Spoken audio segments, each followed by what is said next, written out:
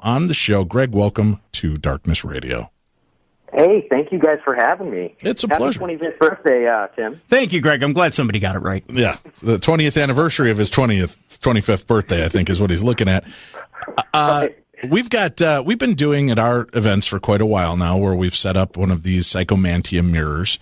And I'll tell you what, we've gone to some of the most haunted locations, and the most activity people have been in the 15-minute segment. They go down and use this scrying mirror, this special mirror. And I can't even call it special. Listen, we take it off the wall from one room, we go put it down in the basement with a couple of candles.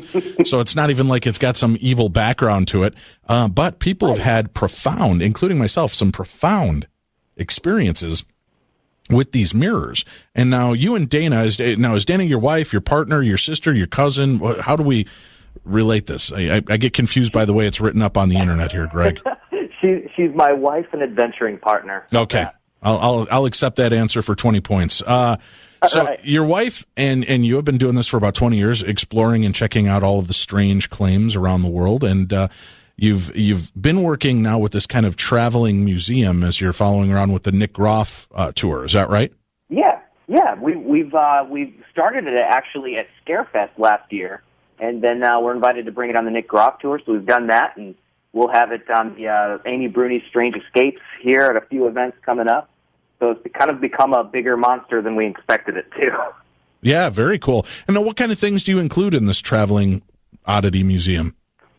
Well, the whole reason we started doing it was we gave a lecture on how to be abducted by aliens at Scarefest about a year ago, and they offered us a booth, and we don't have anything to sell, so we thought, we've been traveling around collecting weird stuff from weird cases for, 15 years, so let's bring some of our cool stuff out. No reason to keep it locked up at Weird HQ. Let's share it. And so we've got all kinds of stuff. We've got a plank from the actual Amityville Horror House. We've got, what else have we got? We've got a doll that was from a case where a woman believed that her daughter who had passed away was attached to the doll, and now when you hold it, some people get the feeling that they're sick. We have, I'm looking around the room here to see. Now, when you're presenting these things, do you tell the stories? So when they hold it, are they already going in with the preconceived notion that it was a sick little girl that owned this doll and now is supposedly haunting it? Or do you let them It depends. hold the items? Back and forth. Yeah. Yeah, we go back and forth. I mean, it depends. If somebody's a real, if they need a little bit of warming up, because a lot of people sometimes, I think, get the impression that we're selling these things. And we're not. We're just bringing them out to show people. So if somebody's kind of hovering around, not really, wondering what's going on, we'll invite them over. But what we always tell people is we say, listen, before we tell you the story on anything, we want you to pick it up. We want you to touch it. We want you to tell us how this piece makes you feel. Because that's the interesting thing to us, is seeing what they think about the stuff before they've heard the story. But occasionally we'll give them, if they have nothing to say, we'll give them the story because, that's part of it. It's an interactive exhibit, and, we're there to entertain people too. So. Well, that's cool. But the people that you haven't given the information to up front, how many of them have related the same experiences without any prompting? Well, I can tell you, for example, the plank from the Amityville Horror House. We used to, right now we have it in a display case for the first edition of the book, so people know what it is. But when we'd first gotten it, we slapped the museum idea together. So we just had it there with a card that we had folded in half and written what it was on it. And unbeknownst to us, that card had fallen over and fallen off the table.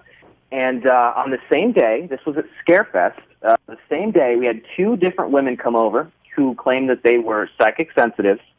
And they walked over and they said, I don't know what this plank is. I see all this other stuff, and some of this stuff is creepy, but there's something about this plank that I don't like. This plank just radiates evil to me. And when we realized that it didn't have the tag on it, we told the first woman, we said, oh, well, here's the thing. And we flipped the tag up and looked at it. She just turned around, spun on her heel, and walked away. And that happened again at a later event on the Nick Groff tour, when another woman came up, and it wasn't clearly marked what it was. And she said the same thing, that she was just getting really bad vibes off of this plank of wood. So, I mean, yeah, that's pretty general, but, it's, for all intents and purposes, it's a plank of wood. Right. You're right, but you're giving them not much. It's a piece of wood, but they're kind of coming down with the same sense of dread or dark feeling from it. Well, let's do this. Let's take a quick break. We'll come back. Let's talk about the disturbing case of the dark mirror when we return. Our guest, Greg Newkirk, we've got a link up to his website so you can follow along with the stories and his road tripping and all of the